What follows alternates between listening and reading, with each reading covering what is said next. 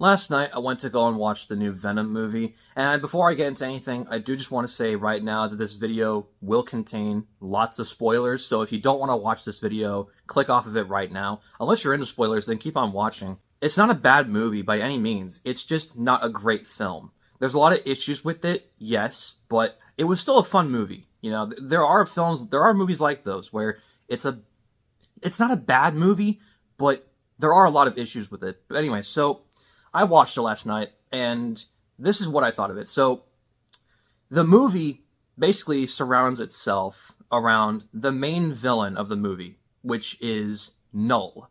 Null is a very important character because he's supposedly way worse than Thanos. Like, way worse. In fact, he's supposed to be even worse than Galactus, I think. I don't know. I don't know Marvel villains all that well, because I mostly do Transformer stuff. But this also is another thing, too. I'm going to be doing a lot of this from now on because I really enjoy doing it. So if you do want to watch my opinions and hear my opinions about recent movies that just came out, go ahead and click the subscribe button because I will be making more content like this in the future.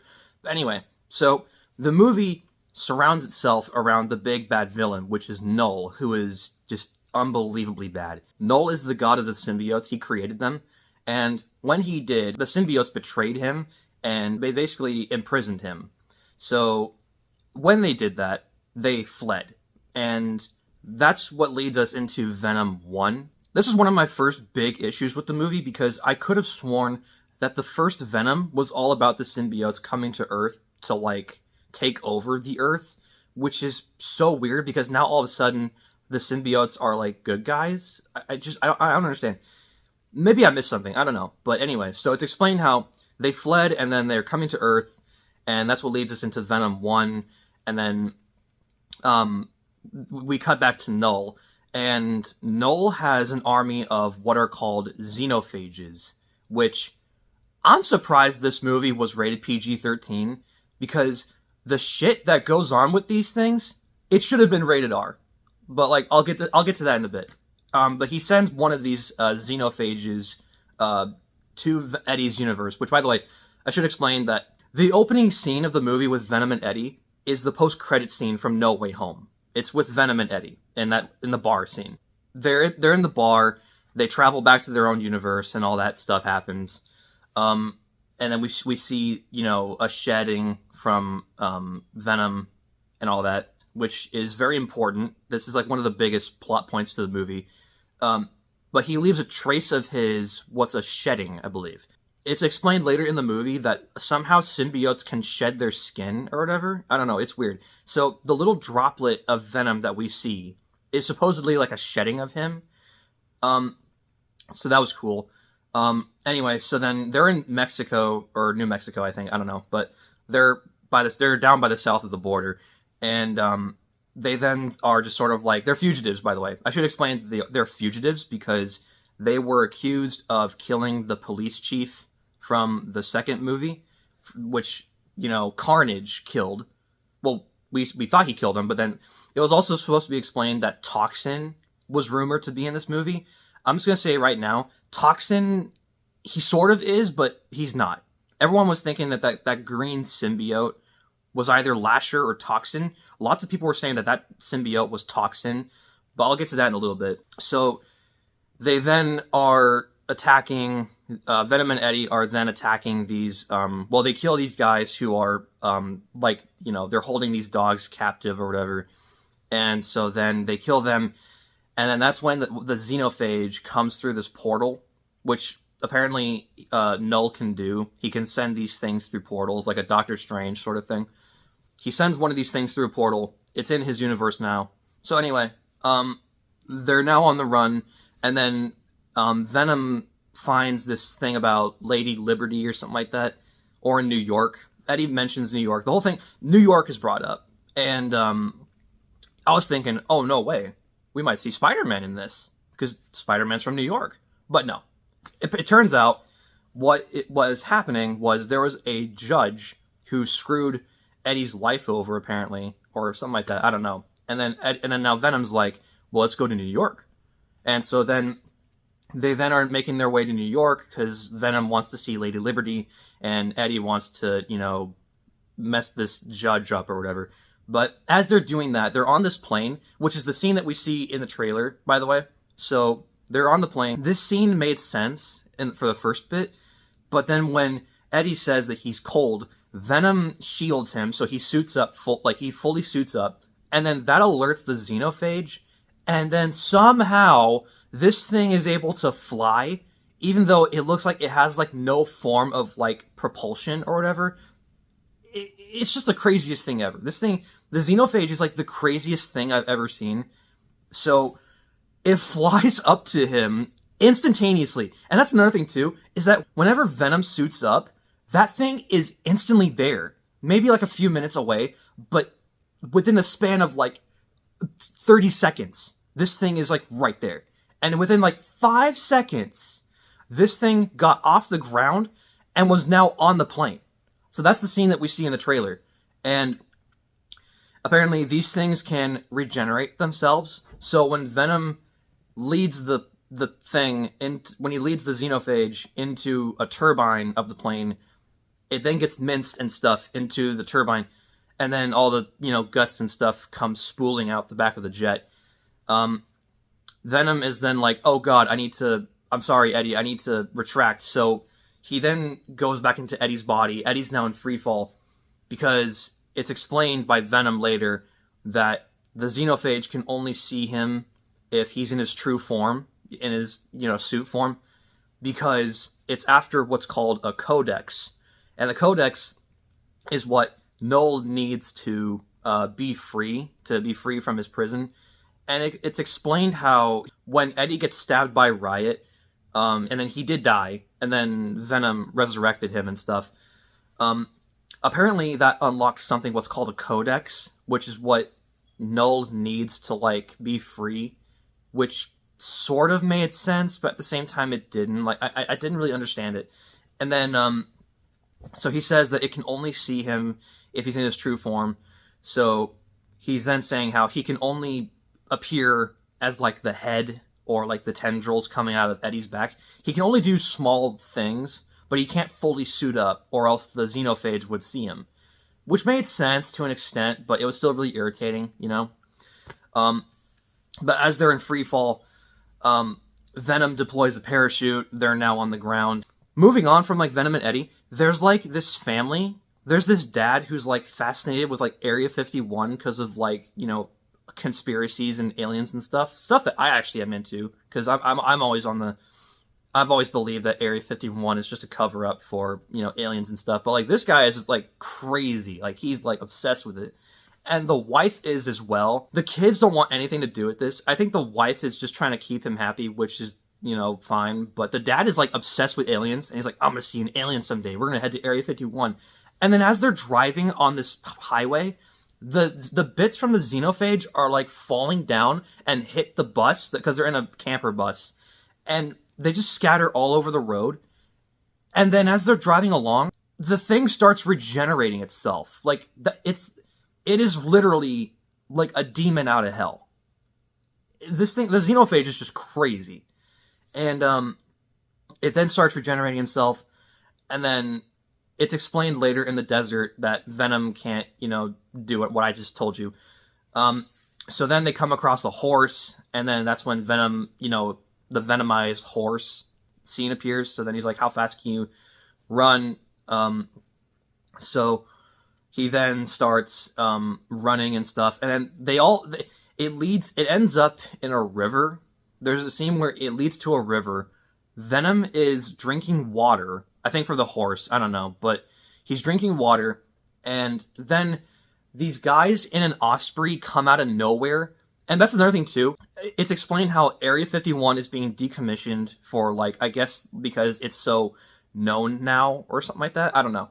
But it actually plays a very important part towards the end of the film, because there's these giant tanks full of acid, and they're like melting down everything that's there. Which makes sense, they don't want to leave any trace of evidence behind of Area 51, so they start, melting everything. So it plays a very important part, but Area 55 is like modern day Area 51. It's directly underneath Area 51. There's a group of soldiers, and the general there is a complete, he's a complete dick, you know? He doesn't like anyone, really. I forgot how it's explained, but basically, they're detected, again, Venom and Eddie are detected by Area 55, and then the general's like, well, let's go get him and bring him, Venom and Eddie.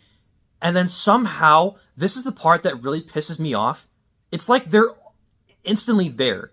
Like, any culprit that's in the movie, they're instantly there. It makes no sense. I mean, there could be an explanation. They're just trying to save time and stuff.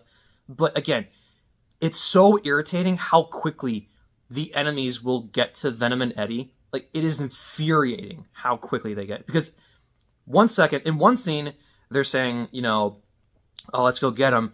And then the next scene, they're right above them in a friggin' Osprey. It makes no sense. But anyway, so they're drinking water, and the Osprey's right above them. And then some soldiers come down, and then they flee into a river or something like that. Venom gets knocked off of Eddie. Or no, sorry, it gets knocked off the horse. Eddie gets thrown into the river. Venom is now his little glob form in the river, and he's trying to get Eddie. So now the soldiers are trying to get Venom and Eddie, and eventually they reunite.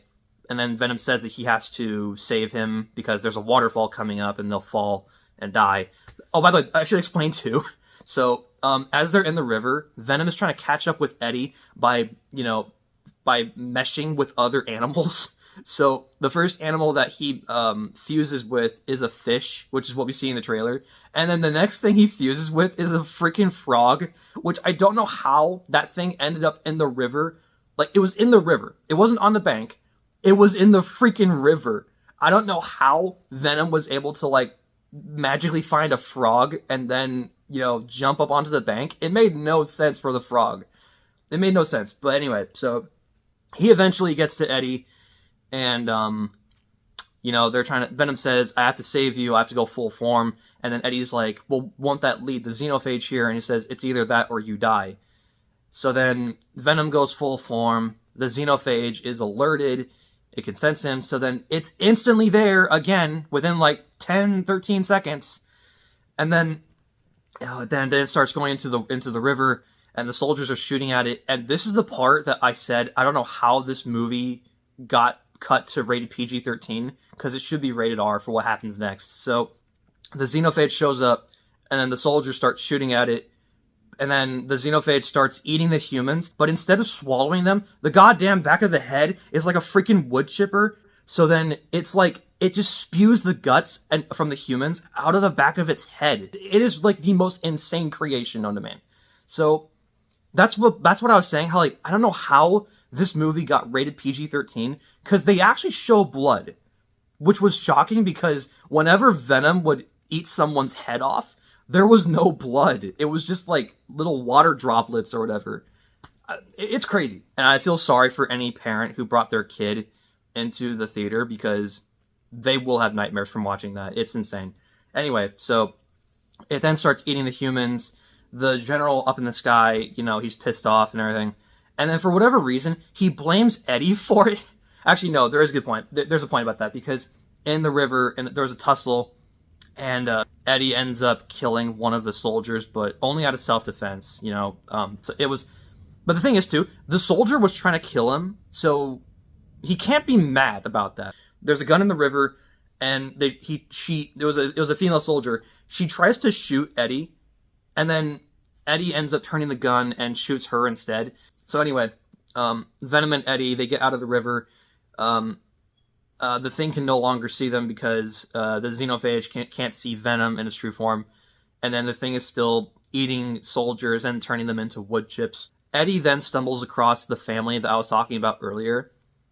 He stumbles across the psycho dad, and then they're so welcoming too.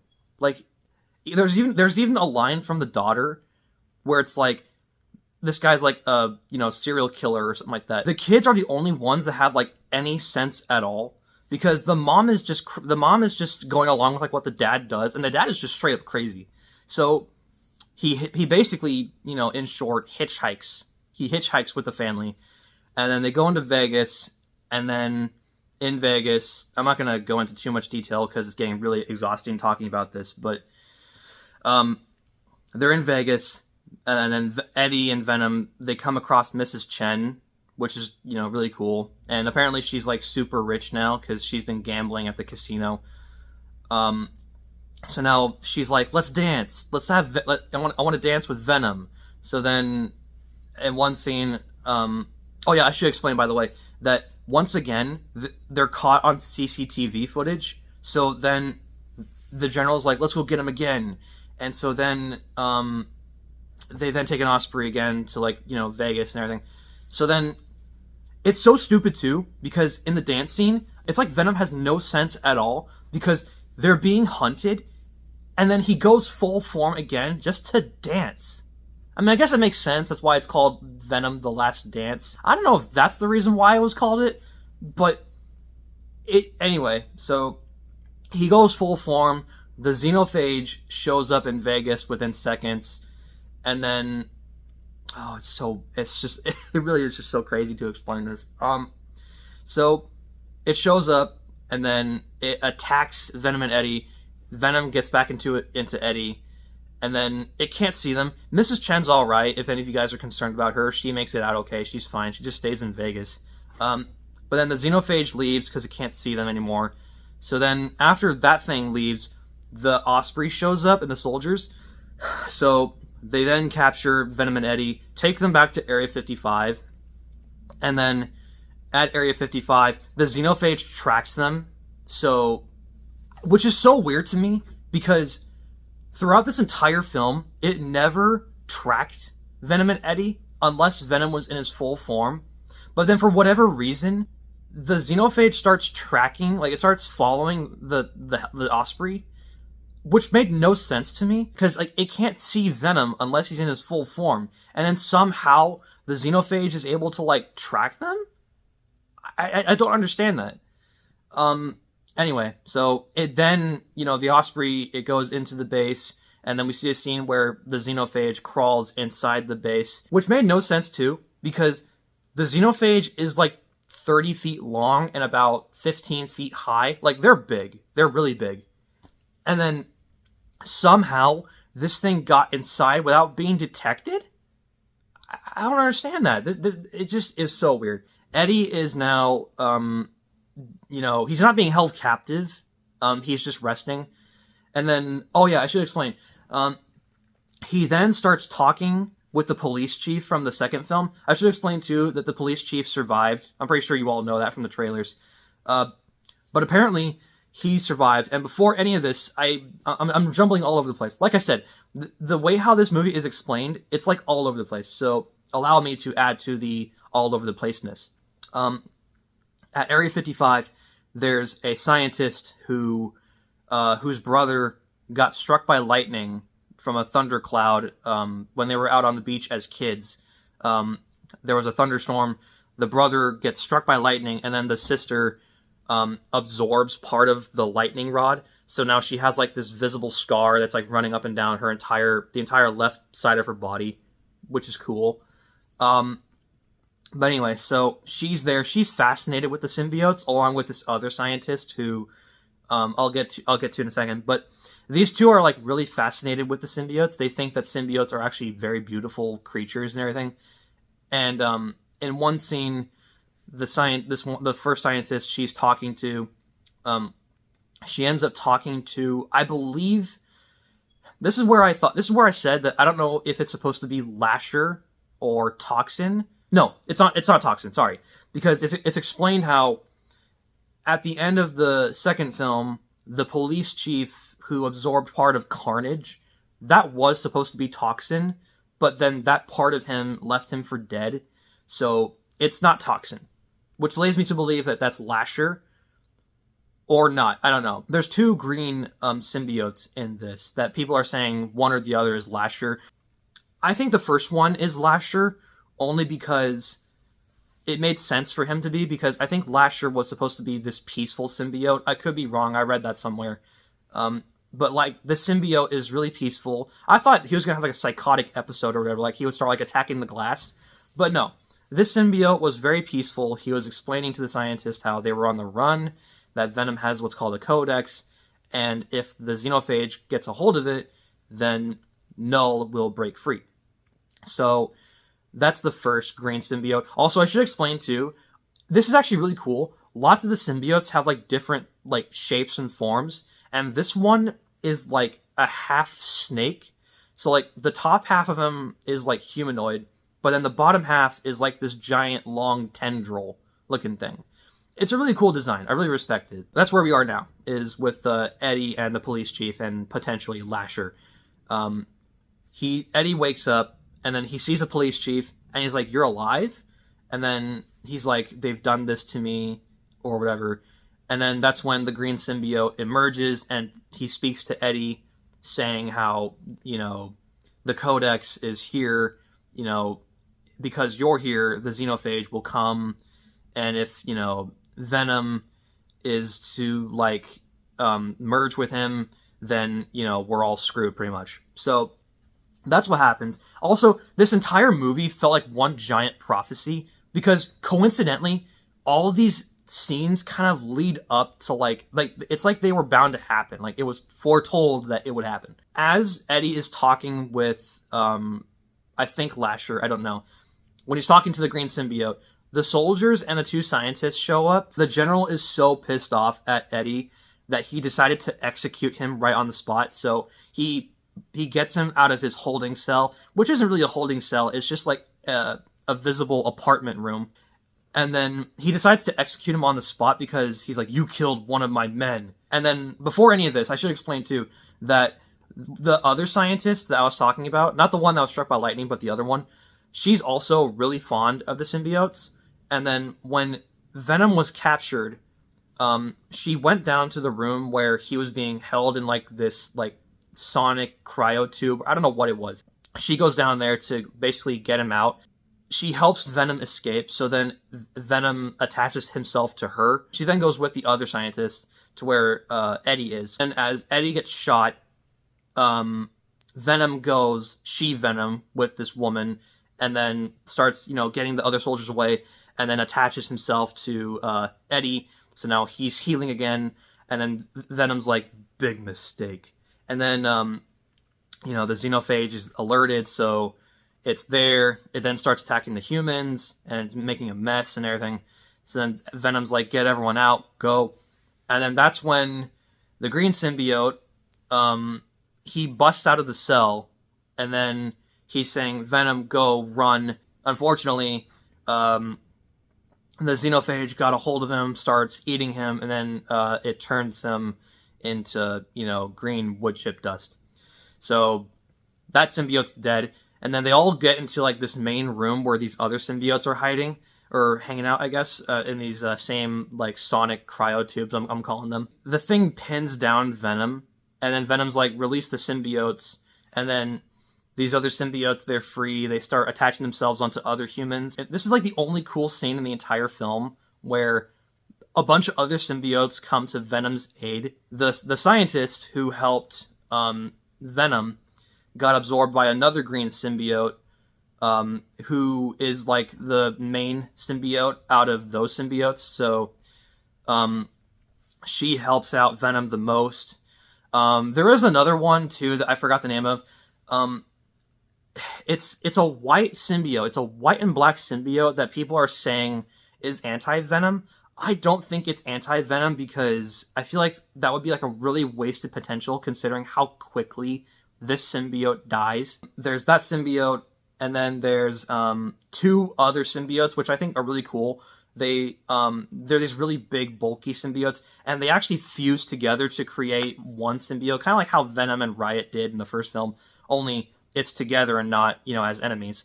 So they fuse together to create one two-headed symbiote, by the way, which is really cool to see. And they create like a net sort of thing to like keep the xenophage away from Venom. And so then all these other symbiotes, they start, attacking the xenophage. They were also containing these particles from other symbiotes.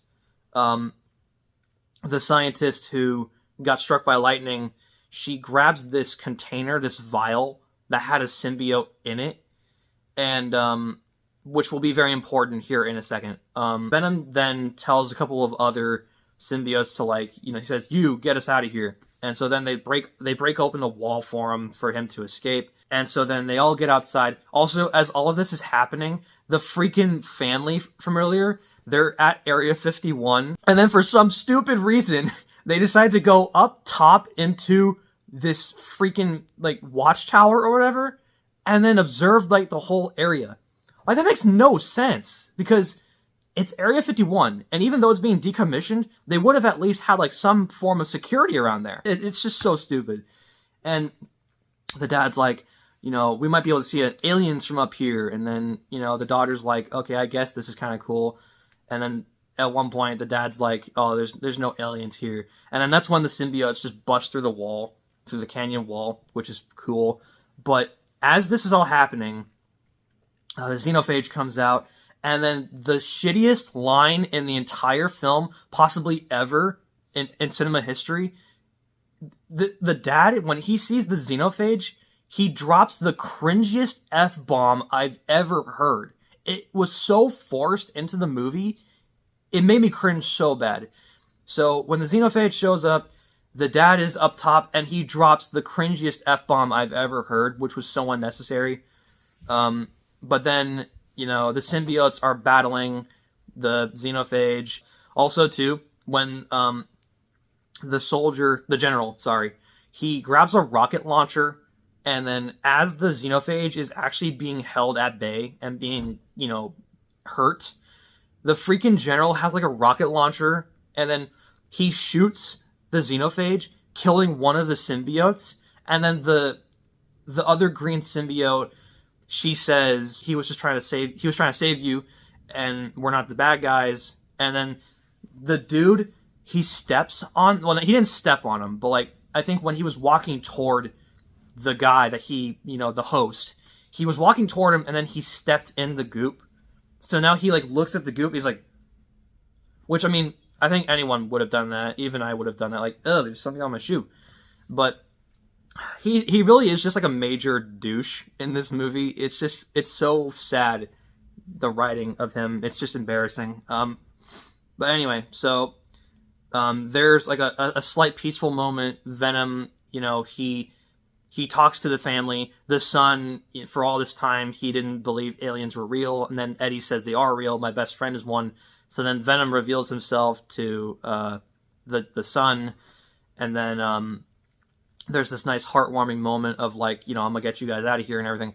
So then as they're doing that, all this, the xenophage then starts regenerating itself. Also, I forgot to mention too that the xenophage pretty much like alerted Null by producing like some kind of sonic scream or whatever, and then Null heard it, and then Null's like, okay, well now I gotta send more down to help her. There's only one that comes through initially, so now it's 2 xenophages that are trying to kill Venom and Eddie. So now the green symbiote and Venom and Eddie are trying to work together to kill them. One of the xenophages produced a sonic scream again, which knocked out the green symbiote, and then it ate her. So that was kind of messed up. But then also too, I forgot to mention too that the other xenophage, or I think it may have been the same one. I don't know, but the xenophage, it stabbed the general in the back. So now he's dying. Then it produced a sonic scream, knocked out the green symbiote, and then it ate her. Which for some reason, this time, it only ate her. I don't think... maybe I missed something. I don't know.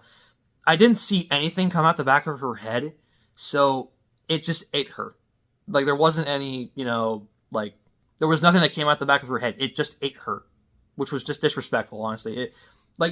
These things are just the most disrespectful abominations ever, because the way how they kill people is so disrespectful. Anyway, so now Venom and Eddie are hiding because it like slashed Eddie at one point.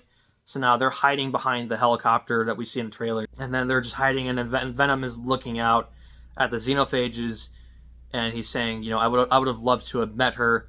And then Eddie's like, what do you mean? And he's like, I would have loved to have met Lady Liberty. So now it's implied that Venom is now going to sacrifice himself to save Eddie and to prevent Null being freed. And that's exactly what happens. So Venom is, you know, saying, let's do this. And then they walk out in this entirely boss walking phase. And it's so gangster what happens. So pretty much, he walks out, he goes full form. There's like 5 more xenophages, by the way. They come through portals, and then they all converge onto Venom. But then, for whatever reason, Venom is able to, like, absorb all of the xenophages into, like, one body. And even though they're, like, struggling to, like, break free and stuff, he's still able to, like, hold them at bay. And then this is where I said that Area 51 plays a major part in this because of the 2 vat tanks that are, you know, hanging up above. They're contained with acid and everything, so they're able to melt down things. So Venom's plan is to, like, walk toward the tanks so that they can activate the sprayers so that everything will be incinerated. So the General, and this is his only good moment in the entire movie, he gets up, Venom heals himself. Sorry, he heals him real quickly to, you know, get up and then activate the sprinkler system. Also, too, Venom ejects Eddie out of him because now Eddie is just, you know, lying there, and Venom is, you know, he's containing all of the xenophages. The General activates the sprinkler system. Acid is now raining down on Venom and the xenophages. I thought for sure that the xenophages were gonna, you know, grow right back, because earlier on, the freaking green symbiote cut one of the xenophages' heads off, and then it grew the head back. Like, you know, Ghidorah from, like, Godzilla King of the Monsters. They are so freaking creepy. Anyway, so he's walking he's crawling toward the, you know, vat tanks full of acid. The General turns on the sprinkler system one last time, and then melts Venom and the xenophages. And then, for whatever reason, he had a dead man switch in his hand, and then that blew up. I don't know how he magically got that, because, like, it's never explained that, like, they have lined the entire area with, like, bombs and stuff. They never explain it. He just randomly has a dead man switch. So he turns it on, and then the tanks blow up, Venom is gone, the xenophages are dead, thank God. Oh yeah, by the way, I should explain. As they're doing all this, the lady who had the green symbiote attached to her is wounded, and then the other scientist, the one that got struck by lightning, she was holding a symbiote in a vial, but apparently this is like some kind of like genetically engineered symbiote, because earlier on in the movie, the General is saying, like, he makes like this, you know, anonymous call to someone or another, someone in authority, saying, I would like to take full operation of Project something or another. But anyway, I think that's what this was referring to, because it turns out that when the scientists crushed the vial, the symbiote attached itself to her, and it's revealed that the symbiote that saves the scientist and Eddie is none other than Agony.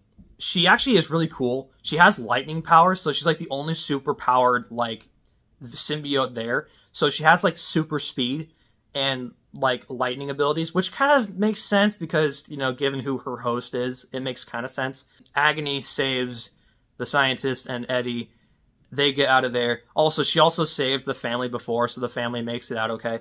But Agony saves this other scientist and Eddie, and she has, like, blue lightning on her body, which is really cool. She shrinks back into the scientist. Also, I forgot to mention, too, she has the hair, which is really cool. It's nice to see that, you know, I thought they were going to do this for Scream, if Scream was going to be in the movie, but she wasn't. They did give her hair, which was really cool.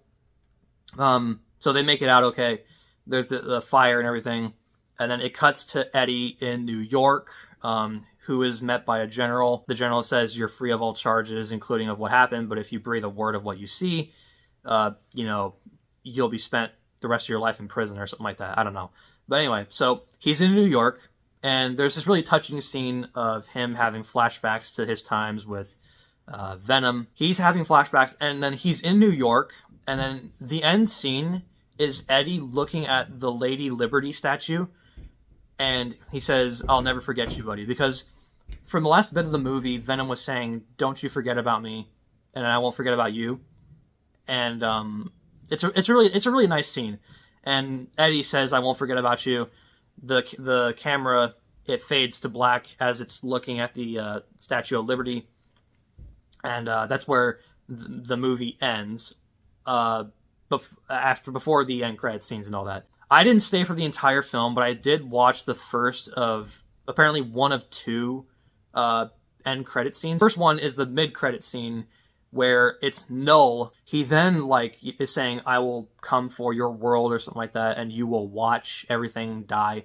And then his face is actually really freaking creepy. It's basically a human face, but with like Venom's teeth. Like, it's super creepy. But yeah, I'm excited for that. But that's the first one. That's the only one that I saw until I read about this other one that was at the very end I didn't know about. Apparently, there's a cockroach that's there, and the little droplet from Venom from when he was at the bar attached itself to the cockroach.